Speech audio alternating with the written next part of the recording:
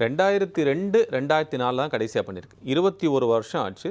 வாக்காளர் பட்டியல் தீவிர திருத்த சுருக்கம்ங்கிறது பண்ண வேண்டிய சூழல் இருக்குங்கிறத திமுக உட்பட எந்த கட்சிகளும் மறுக்கல, அதையும் வரவேற்கிறார்கள்.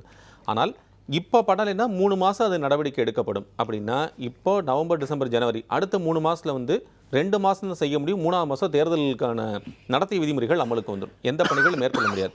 அடுத்த 2 மாதம் தான் இந்த சரி செய்யப்பட்டதற்கான வாக்காளர் பட்டியலாக வெளியிட வேண்டிய வேலைகள் செய்யப்படும். அப்போ தேர்தலுக்கான நடவடிக்கைகள் சரியானது இருக்கும்னா இதில் என்ன பாஜகவுடன் சேர்ந்து கொண்டு சதி நடப்பதாக ஒரு குற்றச்சாட்டை வைப்பதற்கான முகாந்திரம் எங்கிருந்து இருக்கிறது?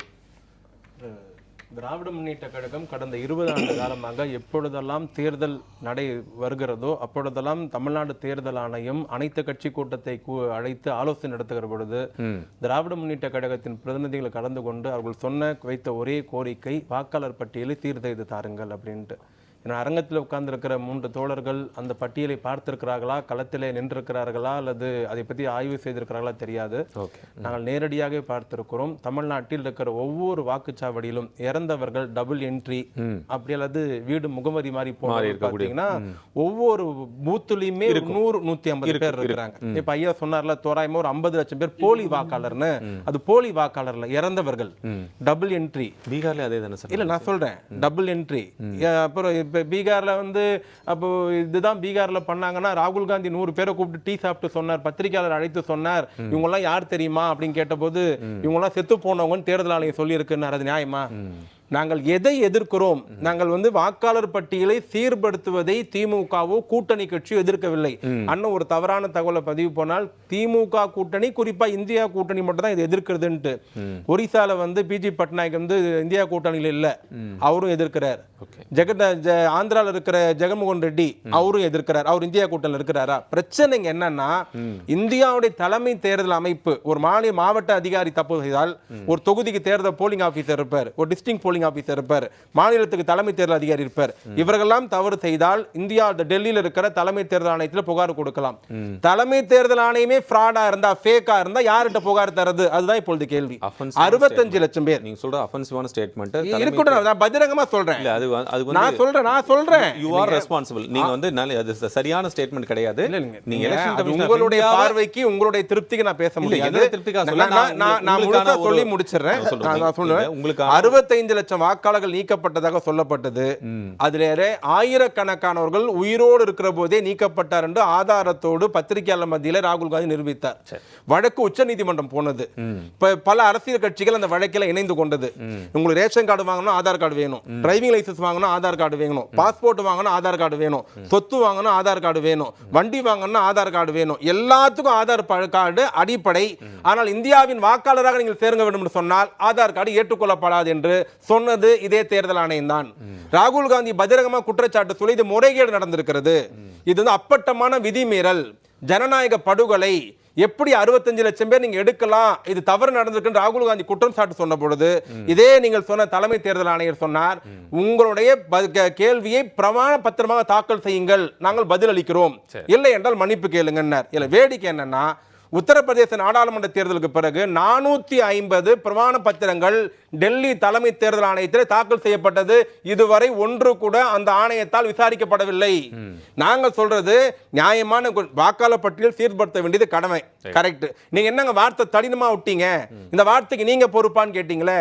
கர்நாடகாவில் பெங்களூர் இருக்கிற ஒரு மத்திய சட்டமன்ற தொகுதியில் 6100 வாக்குகள் நீக்கப்பட்டிருக்கிறது. வாக்காளர் பட்டியலை அந்த சரிபார்க்கிற அந்த பட்டியலை உருவாக்குற பொறுப்பு ஒரு தனியார் டேட்டா என்ட்ரியிலே தேர்தல் ஆணையம் வழங்கி இருக்கிறது. அந்த தனியார் டேட்டா என்ட்ரியும் அதிகாரிகள் சேர்ந்து ஒரு குறிப்பிட்ட தொகுதியில் மட்டும் 6100 வாக்காளர்கள் நீக்கி இருக்கிறார்கள். ஒரு வாக்காளரை நீக்குவதற்கு 80 ரூபாய். ஒரு சின்ன சந்தேகம், அதிகாரிகள்ங்கிறது மாநில அரசுக்கு கட்டுப்பாட்டு அதிகாரிகளா இல்ல வேற யாராவது அதிகாரி? அதாவது தேர்தல் நடைமுறை வேலையில் வந்துவிட்டால் மத்திய அரசோ மாநில அரசு எந்த அதிகாரி இருந்தாலும் அவர்கள் மாநில தேர்தல் ஆணைய கட்டுப்பாட்டில் சென்று விடுவார்கள். இல்ல அது யார் அவங்க ஸ்டேட்டாவும் இருக்கலாம் சென்ட்ரலாவும் இருக்கலாம் சார். ஆனால் தேர்தல் ஆணையம் தன்னாட்சி பெற்ற அமைப்புன்றதால அப்போ மட்டும் அவங்க என்ன பண்ணுவாங்கன்னா யாரு பேச்சுமே கேட்க மாட்டாங்க.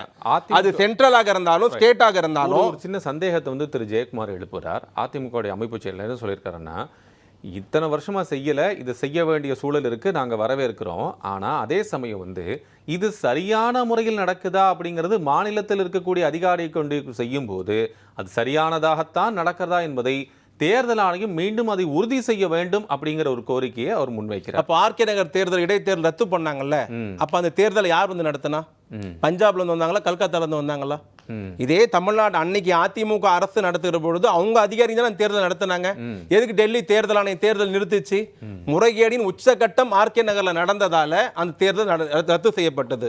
அதாவதுங்க கேள்வி கேட்கணும்ன்ற இல்லாம கரூர்ல நிறுத்தினாங்களே, என்னன்னு வேலூர் பாராளுமன்ற தேர்தல் அதுல அதுக்கு முன்னாடி அதுதான் சொல்றேங்க. நான் இல்லைன்னு சொல்லுங்க, அப்ப நடத்தினாங்களே, நான் இல்லைன்னு சொல்லல. நாங்க சொல்றது தேர்தல் ஆணையத்தின் கட்டுப்பாட்டில் மாநில அரசு அதிகாரிகளோ மத்திய அரசு சென்று விட்டால் அவர்களை யாரும் கேள்வி கேட்க முடியாது. இப்ப நீங்க சிறப்பு வாக்காளர் திருத்த முகாம் நடத்துறேன்னு சொல்றீங்கல்ல, ஒவ்வொரு வீட்டுக்கும் மனு கொடுக்க போறீங்க. யாராக இருந்தாலும் மனு கொடுத்தாதான் நீங்க அடுத்த ஆண்டு தேர்தலில் ஓட்டே போட முடியும், இல்ல ஓட்டே போட முடியாது. நாங்கள் கேட்பது உயிரோடு இருப்பவர்களை பீகாரில் எப்படி நீக்கப்பட்டார்கள்? எப்படி கர்நாடகாவில் வந்து ஒரே தொகுதியில் 6000 ஓட்டை நீக்கினீங்க? எப்படி ஒரு ஓட்டை நீக்கிறதுக்கு 80 ரூபாய் பணம் வாங்கினது யார்? அங்க இருக்கிற கர்நாடகா பாஜக ஒரு பாஜக காங்கிரஸ் பாஜக தலைவரை பஜ்ரமா குற்றச்சாட்டு இருக்கிறது. நீங்கள் நீக்கப்பட்டவர் பெரும்பான்மை ஏன் தலித்தாக இருக்கிறார்கள்? ஏன் நீக்கப்பட்டவர் பெரும்பான்மை இஸ்லாமியர்களாக இருக்கிறார்கள்? ஏன் சிறுபான்மையாக இருக்கிறார்கள்? ஏன் குறிவைத்து அவர்கள் மட்டும் நீக்கப்பட்டார்கள்? இந்த ஆதார் கார்டு சிஸ்டத்தை மன்மோகன் சிங் கொண்டு வருகிற பொழுது அன்னைக்கு குஜராத் மாநில முதலமைச்சராக இருந்தபோது கடுமையாக எதிர்த்த நரேந்திர மோடி அவர் ஆட்சிக்கு வந்த பிறகு ஆதார் கார்டை பணம் ஒதுக்கி எந்த அளவுக்கு நடைமுறைப்படுத்தினார்? இப்போ உங்களுக்கு என்ன கசக்குது, இல்ல என்ன பிரச்சனை? எதற்காக வாக்காளர் சேர்ப்பதற்கு அல்ல வாக்காளர் திருத்த முகாமுக்கு ஆதாரை ஒற்றுக்கொள்ள மாட்டோம் என்று எதுக்கு தேர்தல் ஆணையர் சொன்னார்? உச்சநீதிமன்றம் என்ன சொல்லி இருக்கிறது? ஆக நீங்க என்ன நினைக்கிறீங்கன்னா, பீகார்ல இப்ப நீங்க 65 லட்சம் பேர் நாங்க நீக்கணும், அது பொய்யா? அண்ணன் ஒரு செய்தி சொன்னார். இந்தியாவுடைய உள்துறை அமைச்சர் அமித்ஷா அவர்கள் வந்தேரிகளும் வெளிநாட்டுக்காரர்களும் வந்து ஊடுருவிடக்கூடாதுக்காகத்தான் இந்த மாதிரி ஒரு கடுமையான திருத்தத்தை கொண்டு வருகிறோம்ட்டு அமித்ஷா நேத்தா உள்துறை அமைச்சரானாரு, இல்ல முந்தா நேத்தா ஆனாரா? 11 வருஷமா உள்துறை அமைச்சரா இருக்கிறார். அப்ப 11 வருஷமா இருந்து உங்களால ஒரு வெளிநாட்டுக்காரனை கண்டுபிடிச்சு வெளியே அனுப்ப முடியலன்னா அது உங்களுடைய படுதோல்வி தானே, உங்களுடைய கையாலாக தனம் தானே. 11 வருஷமா நீங்க உள்துறை அமைச்சரா இருந்து எத்தனை வெளிநாட்டுக்காரனை கண்டுபிடிச்சிருக்கீங்க? எத்தனை பேர் வெளியே அனுப்புனீங்க? அசாம்ல என்ஆர்சி கொண்டு வந்தீங்க, இது வரைக்கும் புள்ளி விவரம் இருக்கா உங்க கிட்ட? யாரை கண்டுபிடிச்சு யார் வெளியே அனுப்புனீங்க? எது போலி வாக்காளர், யார் வந்தேரி, யார் இந்தியன், உங்களால புள்ளி விவரமா சொல்ல முடிஞ்சதா? 11 வருஷம் இந்தியாவின் உள்துறை அமைச்சராலேயே கண்டுபிடிக்க முடியாததை இந்தியாவுடைய உள்துறை அமைச்சராக இருந்துவிட்டு இன்று வரை இன்னும் வாய்ஜால பேசிக் கொண்டிருக்கிற அமித்ஷா போன்றவர்களால் முதலமைச்சர் ஒரு கேள்வி கேட்கிறாங்க. என்னன்னா 50 வருஷமா இங்கே இருக்கக்கூடியவர்களை வந்து எப்படி நம்ம வெளியேற்ற முடியும்னு ஒரு கேள்வி கேட்குறாங்க. நான் திருப்பி சொல்றேன், அறிவார்ந்தவர்கள் எல்லாரும் புரிந்து கொள்வார்கள். பாகிஸ்தானை 2ஆக உடைத்தது யார்? காங்கிரஸ் உடைத்தது. சரி, இந்திரா காந்தி உடைத்தார். பங்களாதேஷை தனி நாடு உருவாக்கி கொடுத்தார். அப்படி பாகிஸ்தான் பங்களாதேஷ் மீது உள்நாட்டு போர் நடக்கிற பொழுது ஏறத்தாழ 1 கோடி பேர் 1.5 கோடி பேர் இந்தியாவுக்கு அகதியாக வந்தார்கள். இந்திரா காந்தி பிரதமராக இருந்த பொழுது நாட்டை அன்றைக்கு துணிச்சலோடு, அன்றைய பிரதமர் இந்திரா காந்தி துணிச்சலோடு பெண்மணியாக இருந்து எந்த ஏகாதிபத்திய நாட்டின் அதிபருக்கும் பயப்படாமல் போன் எடுத்து பேசி பயப்படாமல் ஒரு வார்த்தை சொன்னவுடன் போரை நிறுத்தாமல் பாகிஸ்தானை 2 துண்டாக உடைத்து பங்களாதேஷை உருவாக்கி காட்டினார். அன்னைக்கு சரண்டர் ஆகல, தான் ஒரு இரும்பு பெண்மணி என்பதை அன்னைக்கு இந்திரா காந்தி நிரூபித்து காட்டினார். அன்னைக்கு அகதியாக வந்தவர்களை பல பேர் திரும்பி போயிட்டாங்க, சில பேர் தங்கினாங்க. தங்கினவர்களுக்கு அன்றிருந்த மத்திய அரசாங்கம் கொள்கை முடிவாக குடியுரிமை கொடுத்திருக்கலாம். நான் கேட்கறது, ஐயா நீங்க எவ்வளவுலாம் வாய்ஜாலம் பேசுறீங்களே, 11 வருஷம் ஆச்சு நீங்க உள்துறை அமைச்சரை, எத்தனை பேரை கண்டுபிடிச்சிருக்கீங்க? ஏன் உங்களுக்கு வந்து எப்பெல்லாம் தேர்தல் வருதோ அப்போல்லாம் உங்களுக்கு இந்து முஸ்லீம் பிரச்சனை ஞாபகம் வருது? ஏன் உங்களுக்கு மைனாரிட்டி ஓட்டை பார்த்தா பயம் வருது? ஏன் தலித் ஓட்டை பார்த்தா பயம் வருது? நீங்க வாக்காளர் பட்டியல் திருத்துங்க, நாங்க வேண்டான்னு சொல்லலையே. ஆனா ஏன் இந்த முறைகேடு நடக்கிறது? முதல்ல நீங்க தேர்தல் ஆணையம் ஜனநாயக அமைப்பு, ஒரு தன்னாட்சி பெற்ற அமைப்பு, அந்த தேர்தல் ஆணையத்தை எப்படி தேர்ந்தெடுக்கணும்? அண்ணன் மதுக்கூர் ராமலிங்க பேசுற போது சொன்னார், பிரதமர், உச்சநீதிமன்ற தலைமை நீதிபதி, இந்தியாவுடைய எதிர்கட்சி தலைவர், இந்த 3 பேர் உட்கார்ந்தான் தேர்ந்தெடுக்க வேண்டும். நான் கேட்க, நீங்க ரொம்ப நீதிமனாச்சே, நேர்மையானவங்களாச்சே, உங்களால தப்பே நடக்காதே, நேர்மைக்கு உதாரணமே நீங்க தானே, உங்களை பார்த்தா மற்றவங்க கத்துக்கணும், அப்படித்தான் ஊரெல்லாம் பேசிட்டு இருக்கீங்க. அப்புறம் எதுக்கு சார் உச்சநீதிமன்ற நீதிபதியை அந்த குழு வந்து எடுத்தீங்க? எடுக்க வேண்டிய அவசியம் என்ன? உச்சநீதிமன்ற நீதிபதி இருந்தால் நீங்க நினைக்கிற ஆளை, நீங்கள் விரும்புகிற நபரை, உங்களுடைய அடிமைகளை, RSS சித்தாந்தம் கொண்டவரை அந்த பதவியில் உட்கார வைக்க முடியாதுன்ட்டு அந்த குழுவில் இருந்து உச்சநீதிமன்ற நீதிபதி எடுத்துட்டு உள்துறை அமைச்சர் அந்த குழுவில் உட்கார வச்சீங்க. இதுக்கு பேர் நியாயமா? இதுக்கு பேர் நீதியா? நீங்க நல்ல அதிகாரி நியமிக்க போறீங்களா? கிடையாது. நாங்கள் சொல்வது, வாக்காளர் சீர்திருத்த பட்டியல் தேவை, ஆனால் அது முறையாக நடக்க வேண்டும். அது பீகாரை போல் நடக்கக்கூடாது, அது பெங்களூரை போல் நடக்கக்கூடாது, அது மகாராஷ்டிராவை போல் நடக்கக்கூடாது. அதனால் 70 தொகுதியில் நாடாளுமன்ற தேர்தலில் வெற்றியை திருடியதை போல் திருட அனுமதிக்க மாட்டோம். அதைத்தான் இன்றைய முதலமைச்சர் கூட்டத்தில் சொல்லியிருக்கிறார். ஜனநாயகத்துக்கு எதிரான சதிங்கிறது அதுதான் அப்படிதான் இருக்குங்கிறத நம்ம புரிஞ்சுக்க வேண்டியிருக்கு. ஆமா, அவங்க துவக்க காலத்தை அதிகாரியை நியமிக்கிறதுலயே அவ்வளவு வேகம் காட்டுறாங்கன்னா நோக்கம் என்ன? உங்களுடைய நிறைவு கருத்து. நாங்கள் மீண்டும் மீண்டும் தெளிவுபடுத்துகிறோம். நாங்கள் வாக்காளர் பட்டியல் சிறப்பு திருத்தத்தை வேண்டாம் என்று சொல்லவில்லை, வரவேற்கிறோம், ஆதரிக்கிறோம். ஆனால் நீங்க 55 லட்சம் பேர் பீகார்ல இருந்து எடுத்துட்டோம் நீங்கல்ல, சுப்ரீம் கோர்ட்ல போய் எப்படி 40 லட்சம் பேர் திருப்பி சேர்த்தீங்க? என்ன சேர்க்க காரணம்? நீங்க தான் யோகி சிகாமணியாச்சே. இவர் தான் சொன்னார், மாநில அரசின் கட்டுப்பாட்டில் தானே மாநில அதிகாரிகள் தானே வாக்காளர் பட்டியல் சீர்படுத்தினார்கள், அவர்கள் பணியாளர்கள் தானே, அவங்க அடிமை தானே, இப்போ மட்டும் நேர்மையா ஆயிட்டாங்களான்னா 20 வருஷமா பீகார்ல பிஜேபி நிதிஷ்குமார் சர்க்கார் தான் இருக்கு. அப்ப அவங்களுக்கு கீழே அடிமை வேலை பார்த்தாங்களா? தேர்தல் கமிஷனை கேள்வி கூத்தாக்குனாங்களா? ஜனநாயகத்தை பறிச்சாங்களா? எப்படி 55 லட்சம் வாக்காளர் எடுத்துட்டு சுப்ரீம் கோர்ட் தலையிட்ட பிறகு எப்படி 39,50,000 வாக்கள் மீண்டும் சேர்க்கப்பட்டார்கள்? ஒரு சின்ன கேள்வி திரு சார், உங்க பாணியில சொல்லணும்னா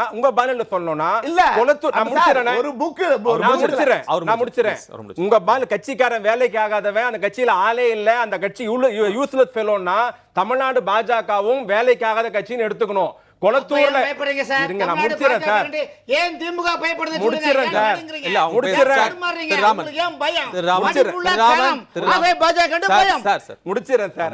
கொளத்தூர்ல ஒரு பிளாட்ல 15 ஓட்டு எக்ஸ்ட்ரா சேர்த்ததா சொல்லி தமிழ்நாட்டுல பாஜக எம்எல்ஏவோ பாஜக தலைவரோ பொறுப்பாளர் யாரும் சொல்லல. அனுராக் தாக்கர் டெல்லியில சொல்றாரு. அப்ப இங்க இருக்கிற பாஜக எல்லாம் கையால் ஆகாதவங்களா, வேலைக்கு ஆகாதவங்களா, தெரியாதவங்களா? ஒரு கம்ப்ளைண்ட், ஒரு புகாரு, ஒரு அறிக்கை ஏதாவது கொடுத்திருப்பாங்களா? அண்ணன் சொல்றது பதில். நீங்க தான் மிரட்டறீங்களே. நீங்க ஆளுங்கட்சி எத்தனை பேர் விடுங்க? அண்ணாமலை மிரட்டறோம், தமிழிசை மிரட்டறோம், நயனார் நாகேந்திர மிரட்டறோம்.